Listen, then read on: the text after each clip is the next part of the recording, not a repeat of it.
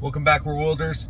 So today we are sitting in the parking lot at my gym, and I just wanted to talk about TURO and how we're going to make this car, 2014 Toyota Camry, into a money-making machine. So let's get into it. So first thing I wanted to talk about was, how do I turn this car into a money-making machine, right? So what I'm going to try is TURO. So what is TURO? TURO is a car sharing app. So there's ride sharing apps and there's car sharing apps. So a ride sharing app is like your Uber, your Lyft, things where you're being chauffeured around, you know what I mean? So you're actually going to have to drive somebody around to wherever they want to go. So I don't have time for that. I don't want to deal with that. So I'm going to see if I'm going to try the car sharing thing. So the car sharing, you're literally just going to give your car to a total stranger. They're going to pay you money, daily rate, just like a car rental place, right? And they are going to pay you a daily rate, rent out the car for like a week, and that way they drive themselves around, right? And so that way it basically makes this business very hands-off, you know, which I'm kind of hoping for. So I'll tell you the things that I've done in preparation for this. So first of all, you have to get a car that is within the boundaries of, you know, their rules and regulations, right? So the car can't be older than 12 years and it can't have more than 130,000 miles. So this car is 2014, so right now it's about 10 years old. So I got about 2 years to go.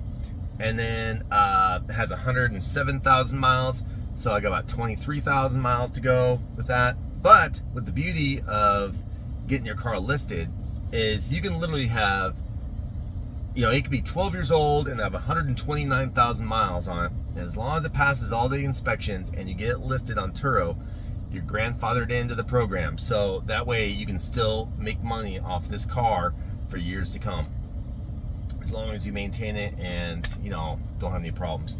So that's what I'm kind of hoping. So we're gonna see if now, I love Toyotas. I've driven Toyotas probably for the last, you know, probably 15 years probably, and I've had almost zero problems with them. Literally the only thing besides batteries and brakes that I've had to replace on this thing is this car in particular, about 80,000 miles, the torque converter started messing up. You know what I mean? I was driving down the road and it was kind of going, you know, it was kind of like making this shaking thing, and while it was trying to shift. And I thought it was a bad transmission. I was like, oh man, this transmission's screwed. And I was like afraid to even take it in anywhere. And finally I just said, oh, I just got so tired of it. Took it down to the dealership, and you know what? I lucked out. They paid for everything. They said it was still under warranty, even though I bought this car used at 30,000 miles from a used car dealership. So that was awesome. Kudos to Toyota for hooking me up. I really appreciate that, and hopefully I can repay you back in the future. So yeah, so I'm gonna try to list this car, and because I feel pretty confident, you know, a total stranger can drive this thing, no problem. I mean, Camrys are probably one of the easiest cars to drive, and because you don't want to get something too fancy or too cheap, you know, because you know, I would say if you go too cheap, you know, you're worrying about the car breaking down. If you get too expensive, like I know guys that have listed cars on TURO, and they listed their babies, if you know what I'm talking about. And when they list their babies on TURO and somebody door dings it, I guarantee you they're not going to stay on TURO very long because they're going to be yelling at the customer, trying to get them to pay for the door dings and stuff like that. And from what I can tell from my research is TURO will not reimburse you for door dings on TURO. So you either have to live with it or you have to fix it yourself, because they're not going to give you no money for door dings.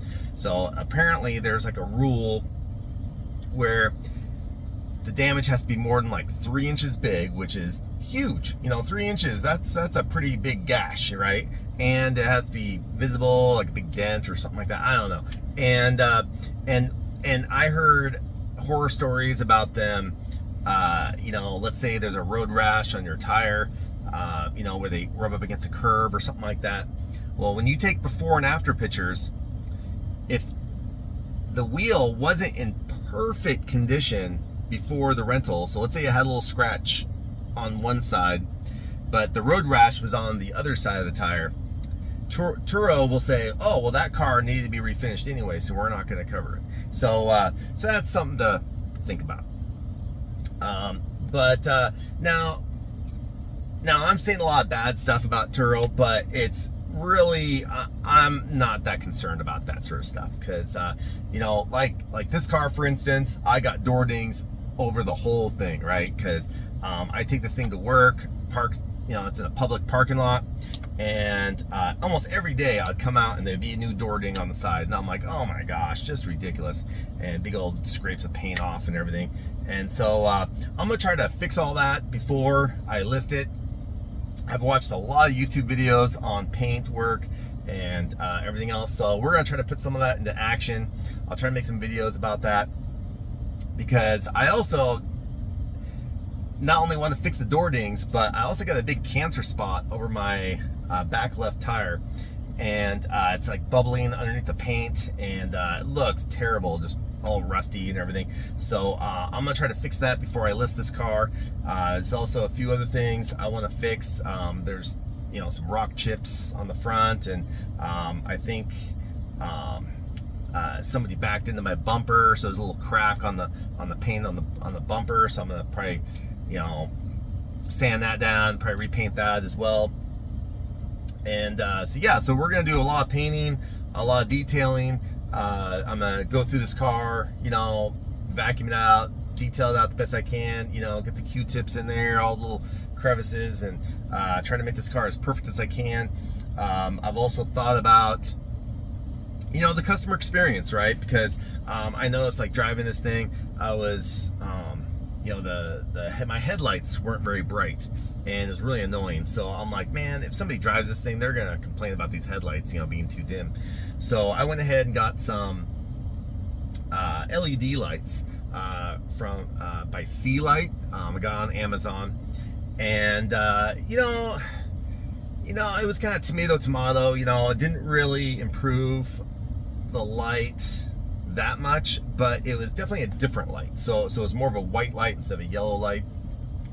So we got that replaced. I ended up having to get a decoder for it as well, because my car has daytime running lights, and so during the day it tries to put out less voltage or amperage or whatever to the lights, and so it was making the LEDs flicker, and they were kind of like strobing, and it was really distracting. But at night when the lights are full bore, perfect, no problems. So I got a decoder that basically turns your daytime running lights into brights, basically, so they're pretty much on all day long. But I'd rather have that than flicker, because the flickering was terrible, and I almost just went back to my halogen lights because it was so bad. But I can definitely live with this, and I think the guest would appreciate it as well, for a little better visibility. And so right now I'm also looking at little things for the car. I'm looking at putting in maybe some USB-C and Apple chargers in here, cords and stuff, so they can charge their phones and electronic devices while they're got the car rented out. I was also going to put a lockbox maybe below the seat. That way I can store the keys underneath there, and that will also be good for the customer as well, so they can, if they got a firearm or maybe some cash or something like that they want to lock up, they can lock it up in that safe while they got the car for rent, because maybe they don't want to put the money in their hotel room, because then some maid will get it or whatever, so this way it's all locked up in the car. Could be a little safer. Could be a selling point. I don't know. I'm gonna check it out, see how it works. So what I'm gonna do is, my plan is to drop this thing off at the airport, and I'm gonna use the hourly parking. Probably drop it off for, so I'll find out when their flight arrives at the airport, and probably drop this car off an hour or two before the flight arrives. And then I'll put the keys in a lockbox under the seat. And then what I'll do is leave the car unlocked. That way, when they arrive, I just tell them what the car is. They can get in the car. I tell them the code to the lockbox. They can get the keys, and then they can take off with the car. That way, it's very, contactless and hopefully simple. I know it's kind of risky leaving my car unlocked, but I figured, if it's only for like an hour, the odds of your car getting broken into in an hour is pretty unlikely. And then you also have nothing in the car. You know what I mean? Because, probably the only thing they could steal would be maybe, some charging cables, or, the user guide out of the glove box or something like that. So if they really want that stuff, they can have it, And, I used to make a rule back in the day where I wouldn't lock my doors because the tweakers would assume there was something in your car, and then they would bust out my windows trying to get into my car, and then I'm not stealing nothing. So then I was like, man, that window, so I don't know if you see that. So a lot of cars have like this little triangle window right there, right? They would bust that window for some reason. That is the most expensive window in the whole car. And so I'd rather have them bust out this window on the side, or the front windshield, or whatever, But no, they bust out that little triangle piece, and then which cost me, $300-400 to replace. When if they busted out this one, it only cost $100. And so it was ridiculous. So there for a while, I would just leave nothing in my car, no change, no nothing. And that way, if they wanted to come in my car, so be it. And and if they're smart enough to steal the car, then more power to them. But I've yet to have a car stolen, knock on wood. So we'll see how that goes. So, and then I'm probably gonna have my wife run the business mostly, because right now she's not working over the summer. So we're gonna see if we can turn this into a little business. Right now we're just looking for a little extra cash, trying to see if we can make this car make money, so we can then use that money to buy another car. So we're hoping to buy another car with it, since this one's paid off. And then once that car is close to being paid off, then we'll list that car as well. So I'm hoping to pay off the car really quick, maybe within a year or two, something like that. So and then once we has a year or two of use out of it, then we'll list it on TURO and get another car, and hopefully maybe snowball this thing. Now if you're looking at making bank, I don't think TURO is it. I don't think it's going to be a huge profitable business, because there's going to be a lot of maintenance, and then you're going to deal with damages and a lot of time and everything else, deal with that. But my theory is building wealth.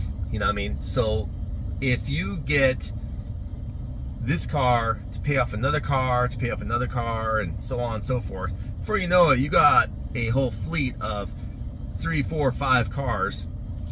And let's say each car averages 15, 20 grand. So let's say each car is worth 20 grand eventually.